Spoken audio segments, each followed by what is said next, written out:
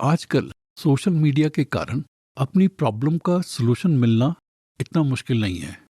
Main problem यहाँ पर ये आती है कि सलूशन तो आपके पास में है, लेकिन आप उसको करेंगे या नहीं करेंगे। अब ये डिपेंड करता है कि आपकी जो प्रॉब्लम है वो कितनी बड़ी है और आपको उसके कारण क्या क्या फेस करना पड़ रहा है। ये एक बैलेंसिंग एक्ट है। इसके पीछे जो चीज़ काम करती है वो है मोटिवेशन।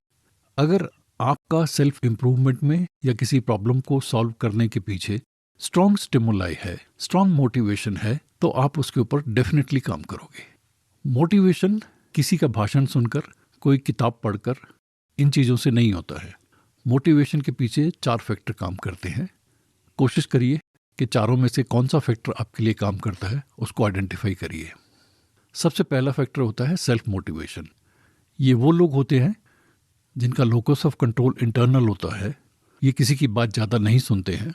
इन्होंने जो काम करना होता है वो करते हैं, अपना रूटीन खुद बनाते हैं और ये सेल्फ गाइडेड होते हैं। इनको ज़्यादा मोटिवेशन या ज़्यादा किसी की सलाह की ज़रूरत नहीं होती है। सेकंड कैटेगरी होती है सोशल। जो लोग सोशल होते हैं ये अपनी ज़िंदगी में मैक्सिमम काम लोगों को दिखाने के लिए करते हैं। इनका लोकस ऑफ कंट्रोल एक्सटर्नल होता है। अब इनको जितना मर्जी आप घर पे बता लो कि तुम ऐसा करो, तुम ऐसा करो, ये नहीं करेंगे। लेकिन इनका फ्रेंड सर्कल अगर वो काम कर रहा होगा तो एक डरपोक से डरपोक इंसान भी बंजी जंप कर लेगा।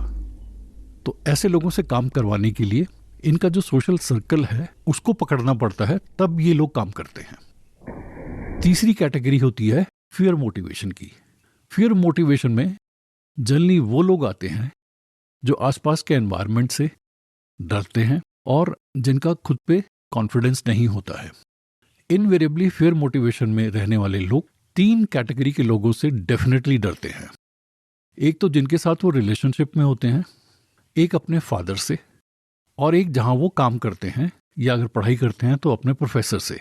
तो इसको हिंदी में हम कहते हैं बाप, बीवी और बॉस। इन 3 लोगों से जो इंसान डरता है वो फियर मोटिवेशन में रहता है।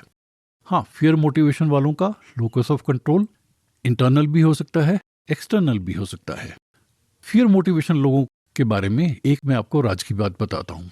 ये वो लोग होते हैं जो दुनिया से तो डरे डरे रहते हैं, उनको ये एहसास दिलाते हैं, लेकिन अंदर से बहुत चालू होते हैं।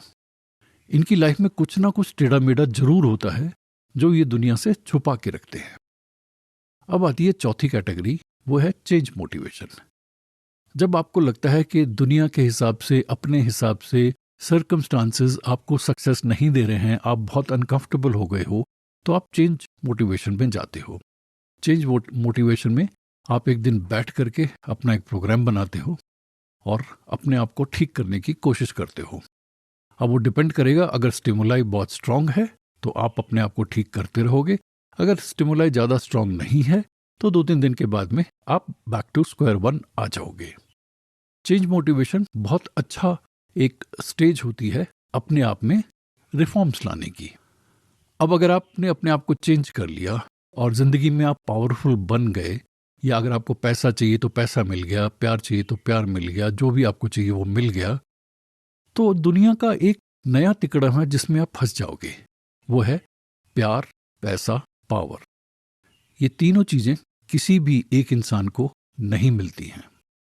मेरा आपको यही कहना है कि किसी भी मोटिवेटर के चक्कर में मत पड़िए। आजकल आपने देखा होगा कि मोटिवेटर्स की दुकानें बंद हो रही हैं, वो आपस में ही लड़ना शुरू हो गए हैं। आप अपनी सेल्फ मोटिवेशन पे जाइए, अपने आप को समझिए और देखिए कि आप अपने आप से कैसे काम करवा सकते हैं। जो इंसान ये बात को समझ जाए कि आप अपने आप से कैसे काम करवा सकते हैं, he is the best person to do anything in this world.